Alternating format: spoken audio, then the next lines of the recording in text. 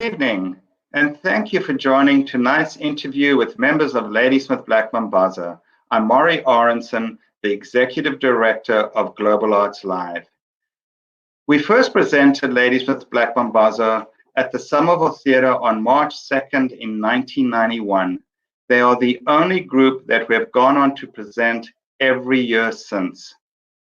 Over the last 25 years, the concert has taken place at Sanders Theatre in Cambridge, and it is always a guaranteed sellout. COVID could not prevent us from breaking that streak, and we'll present a stream concert that the group recorded for us in late December outdoors at an exquisite location close to Durban in KwaZulu-Natal. I hope that you can join us on February 13th for that very special event. Amongst Ladysmith Black Mambazo's many accomplishments are that they are 5-time Grammy Award winners. Former South African President Nelson Mandela declared Ladysmith Black Mambazo South Africa's cultural ambassadors to the world.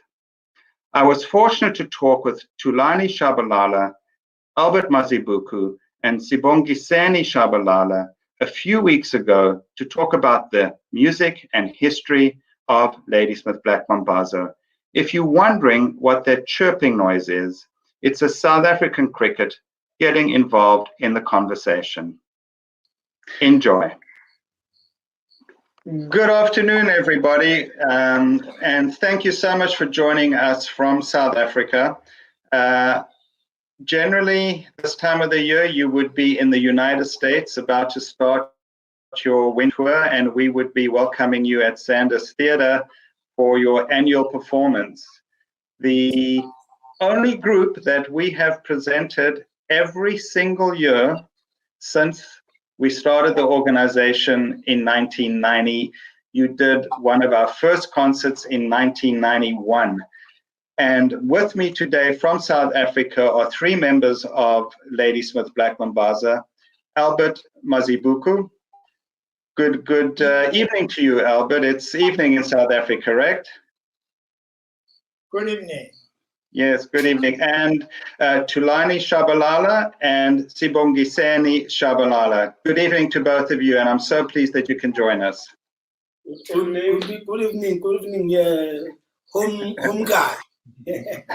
All right, good to see you. Good to see you too. Great. So, there's such a rich history of Mambazo. Everything that you've accomplished from when the group started, before they were called Ladysmith Black Mambazo in the early 1960s. So, Albert, you being the elder statesman of the group, can you go back and tell us a little about that early history, how the group started, where they started, what Ladysmith is this small little town, and I think that the founder, let's always remember the group's founder and father for many, many years was Joseph Shabalala. Can you go back to those early days and share with us the start of the group? I know you joined in 1969, but let's go back a little earlier, and if you can talk about this dream that Joseph shared with you that he had. Yes, Joseph Shabalala started Ladysmith Black Mambazo in 1960. But at that time, when he started the group, he called his group Lover Span because they were not working at the time. So they were still looking for work in Durban because he left Ladysmith in 1959 on the New Year's Eve. So when he get into Durban, so he found he met other fellow from Ladysmith and around Ladysmith, so he started the group. And because he had in his head, he wanted to do something better with Istratamia music. And when he started to try to teach that to his group, it was not easy. Sometimes he get confused, and then the people that you were singing with, they said, "Oh, your teaching is not that good. But he was helped by the dream that he had in 1964. And the group stayed with him for 6 months. That's what he told me. He said, first of all, when he goes to sleep, so he hears those people singing for him. He said their voices were so beautiful, and then the harmonies were so wonderful. And then so every time when he goes to sleep, he said, I'm going to listen to these beautiful voices. Up until those people, they appeared to him, he said they were children. So he didn't make it out what color they were. And then when they sing, so there was a stage every time when he goes to sleep in front of him. Those people singing for him, but they were not touching the stage, but they were floating. But they were showing him how to put the music with the dancing together. And then he learned that until after 6 months, the dream disappeared. So he started to teach this to his group. So that group that he had at that time, they said his teaching was too difficult. No one ever sang like that to tell the whole story to singing, because they used to sing maybe 2 lyrics or 4 lyrics, and then so they repeat those. But Joseph's singing was different. He told the whole story, into the song. So, and up until 1969, that he left that group. And so it happened that I was also in Devon at that time with my brother Milton, and also Joseph's brother Edmund. So he came to us, he said, I have an idea. So the group that I had, they said my teaching is too difficult. And so he told us what kind of singing he was looking for. I remember that mid-morning he came to us, he taught us 2 songs that day. One was Kosi Amakosi, meaning King of Kings. And the other song was Buya Duduame, which is Hello My Baby, if you translate that. They were new songs that they were new in my ears. And the style of singing, it was new to me. So from there, we never stopped. I remember we started on Sunday, and then on Monday, we continue rehearsing after hours because we were full-time working that time. On that weekend, we went to the hall for the competition. We joined, and then we won the 10th prize, which was very encouraging. I said, wow, we win now. But Joseph said, no, it's not about winning the competition. Singing for the competition is something that keeps you going, but I'm looking for something better than this. Okay, so I know that you were so good at the competitions that you won so many competitions that eventually you were not allowed to sing in any more competitions because no one else was winning them. So, and your name really comes a little bit about from winning those competitions. Can you explain like the 3 parts of your name are Ladysmith, Black, Mambazo? Yes, Ladysmith is our hometown. As a culture of East Tatamia groups, they always wanted to be known where they are coming from. So you can find them call themselves, their names started with their hometowns. But Ladysmith is our hometown. So black, it refers to the black oxen, because we grew up on the farm, and those farms were using these animals to cultivate the land. So the black span on the farm in Ladysmith where we grew up, they were more powerful than the others. And Joseph Shabalala used to be a driver of that span of oxen. I don't know how, but they were powerful. And Mambazo, it's an X.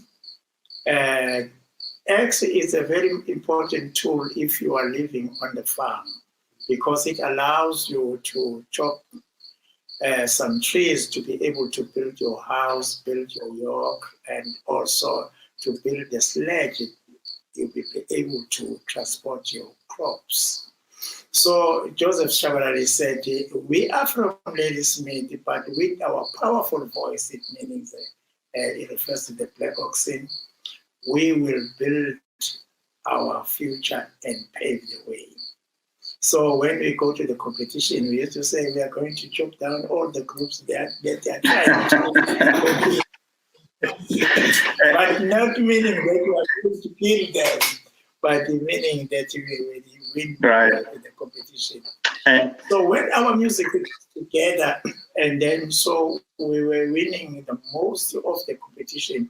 I remember one year that because the big prize is the goat. I remember. What was the prize? We going on. Goat. A goat. Oh, a goat. Okay. Yeah, the goat. And there was a time that when we were going back home for Christmas, we rent a van, and then we put those goats. We had 23 of them, and then we took them back home. So said, okay, and then many other second prize, because if you are winning the second prize, they were giving you a blanket, and then the third prize it used to be a money. So we were always winning until the other groups, they said, no, now these people are winning a lot of competitions. It means that when we're there, there's no competition for them. So they banned us from entering the competition. So we were very disappointed and very sad that now what are we going to do? Because the motivation for Istrachamia music is to compete with the other groups. But the promoter, they said, because people loved you, so we will let the other groups, or you will start and entertain people, and then the other groups, they will do the competition maybe after midnight. Well, you went on to conquer the world, not just the other groups that you were competing against, but you became a worldwide group that really represented the music of South Africa, or one part of the music of South Africa. And you've done that for so many years. And I want to go back to, I think it was 85. Was it 85 or 84?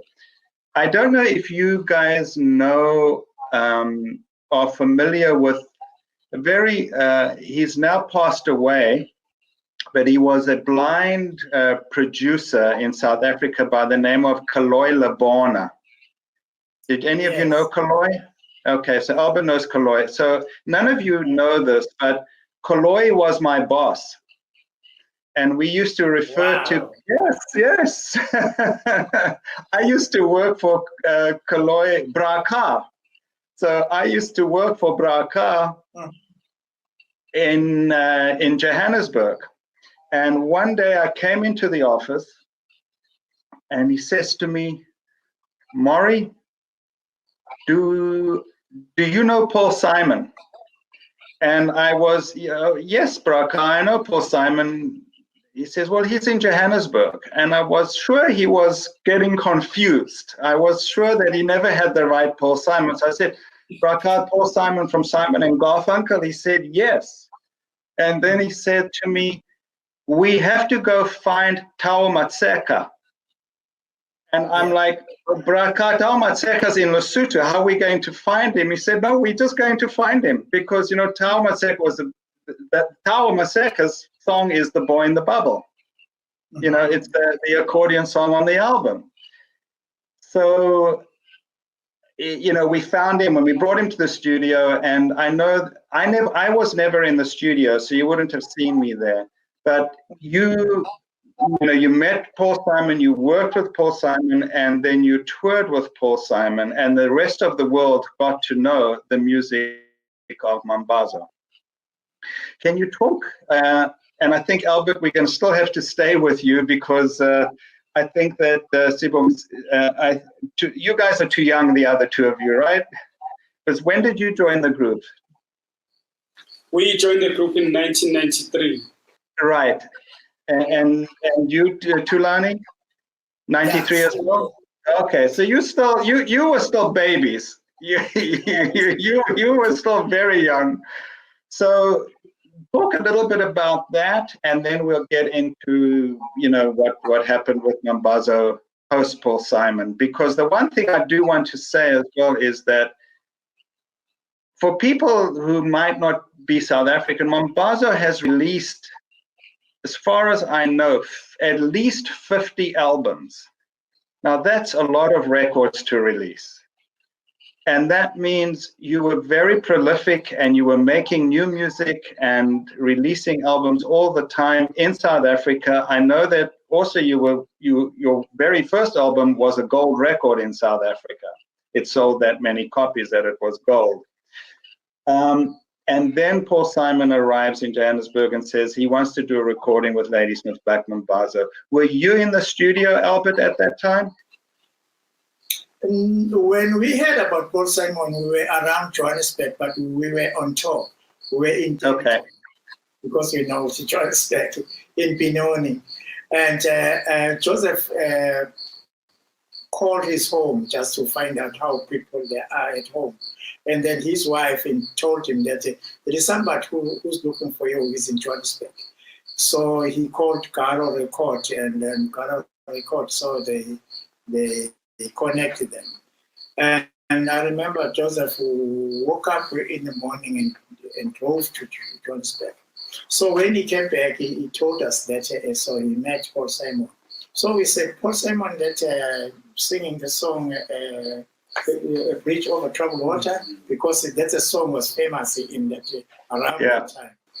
And he said yes, and then so we said, now what he wants to do with us, why he was looking for you. He said, and Joseph said, he said he wants to work with us.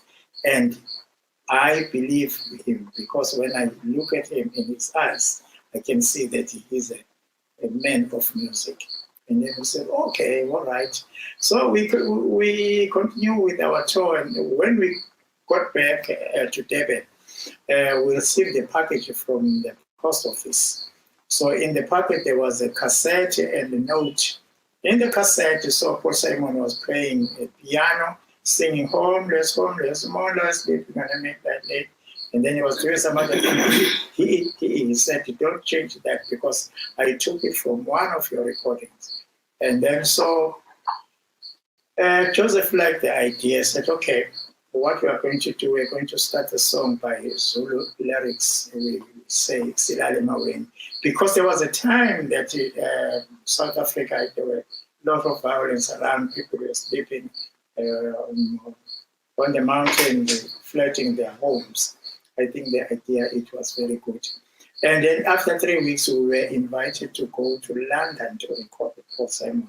That's where we met him for the first time. But there was a kind of a drama there, because I remember we got into the studio by 2 o'clock in the afternoon. And we started to go behind the microphones, and then we do some sound check with the song that we're familiar with. And then so we started to sing the song. And now the song didn't work at that time. I think it's because West Nkosi, our producer, was there, and then some other people, so they were trying to help us. So we get kind of confused. I remember we would try to work the song from 2 until 6 in the evening. And then Paul Simon said, okay, let's call it a day, and then we will meet again tomorrow morning, 10 o'clock. And we were so disappointed, because as Ladysmith with Mambazo, we used to record the whole album in one day, because we always go to the studio prepared. But that day we were struggling for only one song. We were so disappointed, but we went to the hotel, and then we had dinner, and then we went to the Joseph room, we pray, and then after that we started to rehearse the song, because now we had an idea what Paul Simon was looking for, but we were disturbed when we were in the studio. Remember, we rehearsed from 8 in the evening until 12 midnight, and the song was together. Then the following day, when we get into the studio, Joseph just woke up straight to Paul Simon and said, "We want you to listen to this because we have been rehearsing." And then everyone was so excited, and then we come and said, "Oh yeah, I've got an idea." But Paul Simon said, "Oh, wait, let's listen to Joseph, what he is going to say." And then we sang the song, the whole song, and Paul Simon said, "That's good." We took everybody out from the studio. It was only him, his engineer, Roy Haley, and the Mambazo. In 2 hours, the song was there. Fantastic. That's really a great story to share. Thank you for sharing that. And then, of course, you went, you toured, you started touring the world, and you have been touring the world ever since, as well as, of course, performing still in South Africa. So one of the best performances I saw Mambazo do you remember the old Coliseum Theatre in Johannesburg? It was called the Coliseum. Yes. That was one of the, was a fantastic performance. But the thing about Mambazo is that you always do fantastic performances.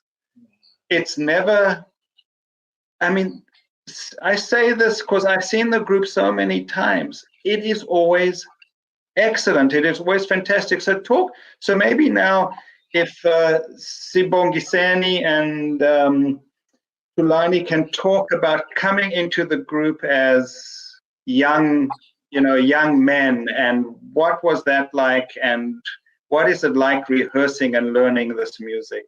Can you share some of that with us, Thulani?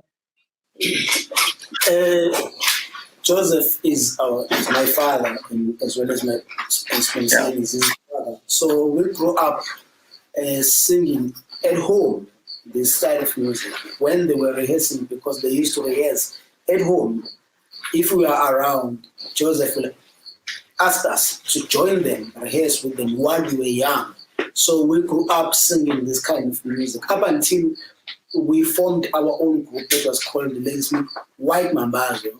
I didn't know that. Okay.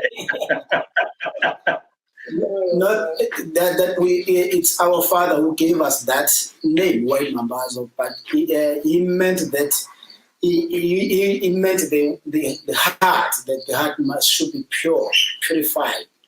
So because we were young, so we grew up singing this kind of music. Even when they were touring here in South Africa, singing around home, he will let us come on stage and sing with them. So when we started to tour abroad, like myself, I started to do a show in Madison Square Garden, at the Paul Simon show that was called Big Apple. It wasn't difficult because we grew up doing the very same kind of music. We learned when we were very young to dance, and so all this the composition. When you hear a new song, he will wake us up early in the morning, like 2 a.m., because we were sleeping in one room, and all the boys were sleeping in one room. And he will first rehearse or teach the song to us, his kids, before Mambazo come during the day. So to really sing around the world, it wasn't difficult to sing with Mambazo for us. Okay, that's thank you for telling us that. That's a great little story. Now, where do you live now? Because I know that most of you, I think most of the group lives in Durban now. Is that correct? Yeah, we all live in Durban, because when we came from Ladysmith, as myself and Joseph, we came here to work in Durban. So we live around Durban. All of us are moving, living in Pinetown, New Germany, Clement. That's where we live. And have you been able, during this time with the COVID and the pandemic in South Africa, have you been able to perform at all? During this time, there are no performances, only the visual performances. We've done Okay. like 2 or 3 Yeah. visual performances, but we haven't done like the public performance. No, that is not allowed. Okay, just so the same as what it is more or less in like throughout the world. That's what it's like right now. So you're back. You're back, Sibongiseni. Also a technical guy. He's a technical guy as well. I see. Okay, taking care of technical needs. So now the group is very different to what it was in the 80s, the 85. Talk a little bit about the younger generation that has come into the group, and to continue this great tradition, and really to continue the dream of your father, Joseph, because he had this dream, and the dream it's a living dream. It continues to live. So talk about that sort of, if you can share with us the younger generation coming into the group. Yes, we were lucky because my father and the group, they always let us in when they rehearse. Here at home, the tradition of my father is when they start to sing, nobody's going anywhere. Everybody has to sit down and listen and learn, even if you are just coming in to visit. When the group is starting to rehearse, you are also welcome to sing and learn the songs. So for us, that is the thing that made it very easy for us when it was our time to join, because we had learned this from when we were very young, and it wasn't something that it came by tomorrow and then said, hey, you have to come and learn these songs. We almost knew all the songs that Mambazo knew, because as my brother was saying, when my father was studying a new song, he would come to us, wake us up early in the morning to teach us the songs. So we already knew the songs, we knew the steps. So when the time came in 93, when some of the members retired, it was easy for my father to say, guys, do you want to join the group? And we were available. So we started joining the group. And it makes it, and every time my father always encouraged us and saying, it's good to work with young men because they bring the new energy in the group.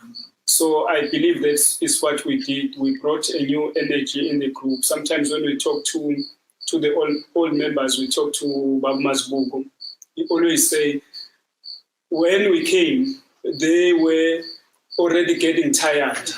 There were things that they were thinking, oh no, they can't do anymore. But when we came, I was 20. My youngest brother Tammy was 19.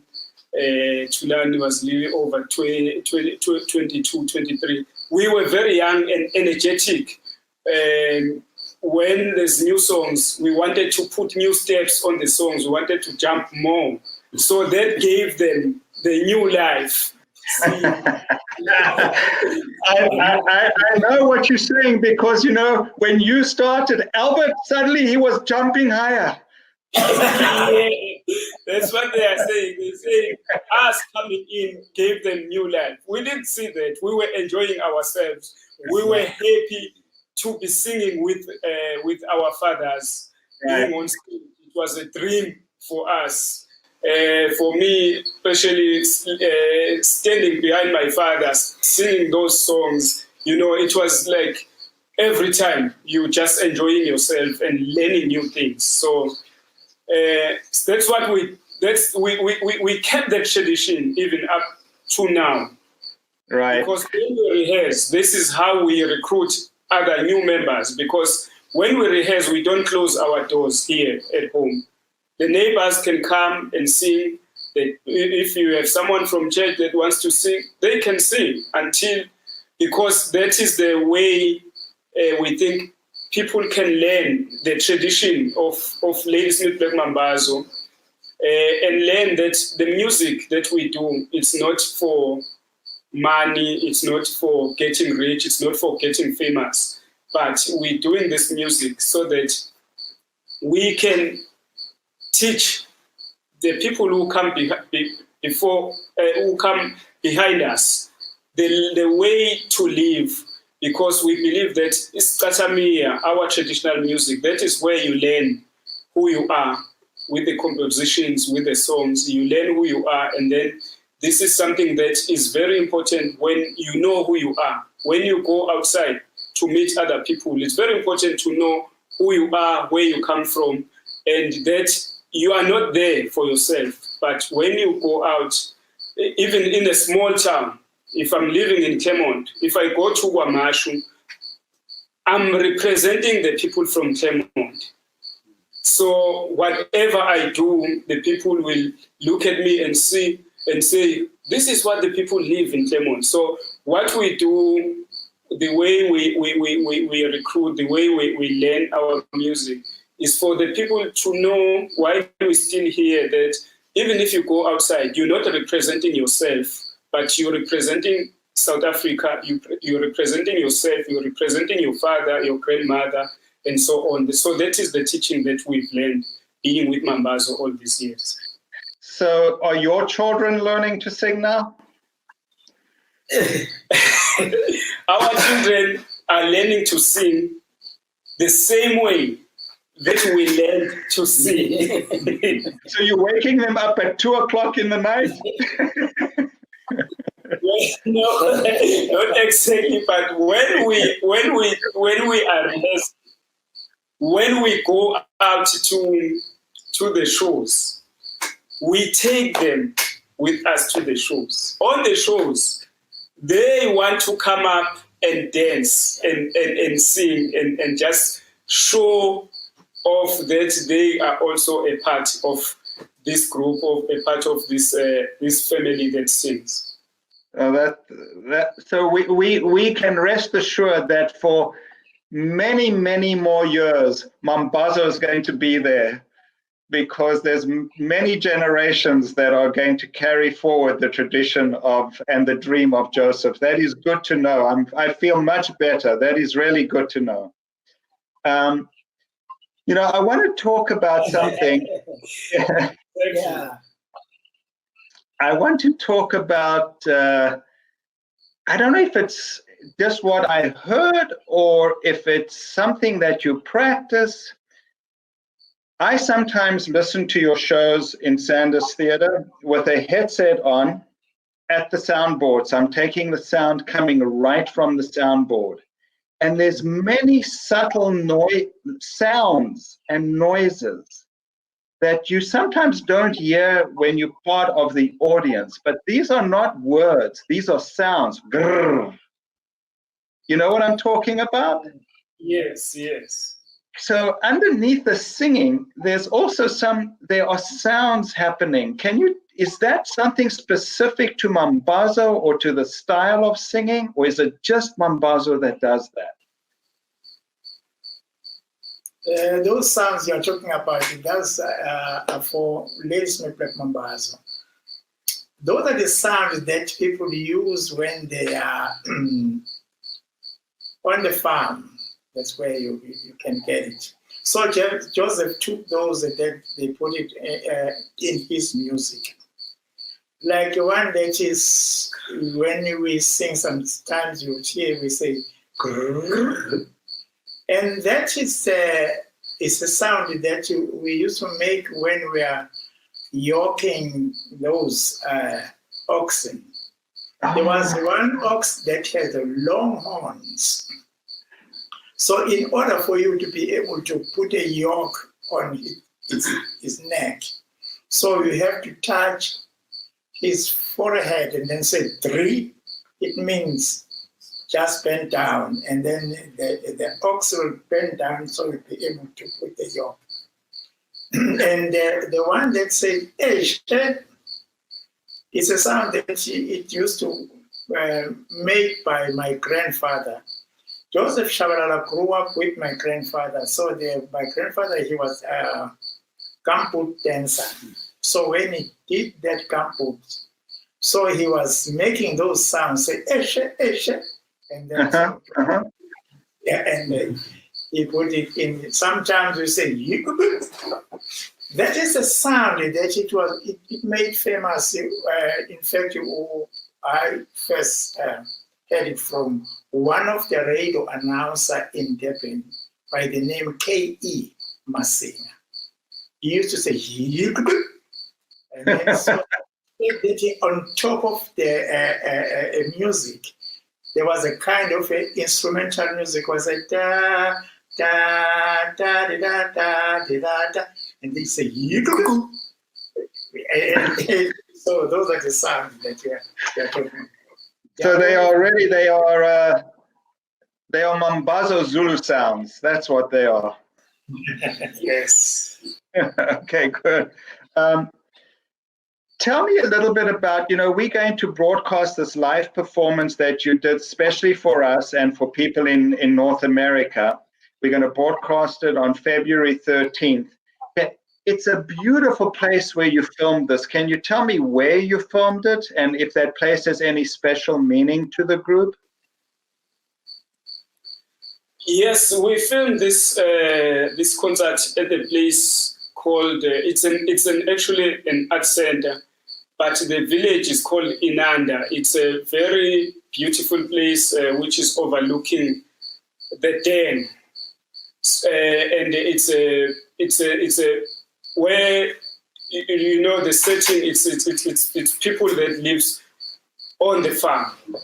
So it's a very beautiful location that we thought it will showcase exactly the farms that Baba Mazibuko has been talking about, coming from the farms and how the people are living. So we try to capture everything that you can see, the mountains, because on some of the songs we talk about the mountains. My father talks. He wrote songs that he talks about the mountains where he grew up, and talks about the rivers. So we chose that place because it talks exactly to the things that to the other songs that we sing on the show.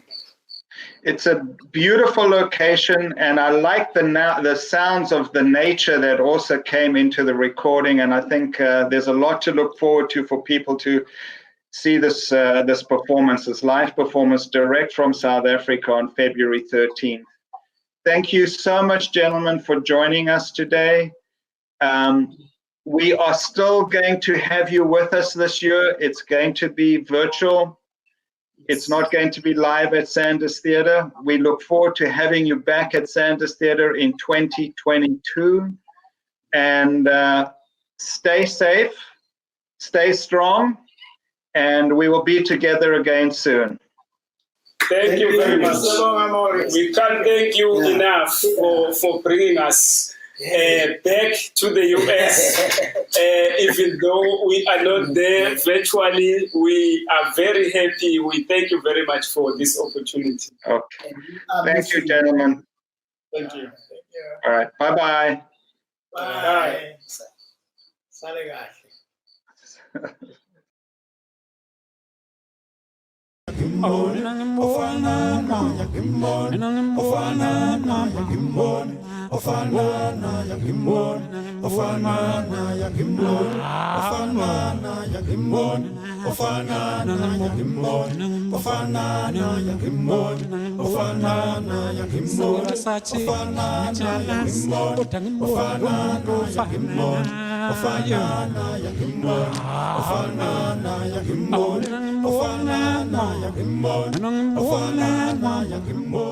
Ofana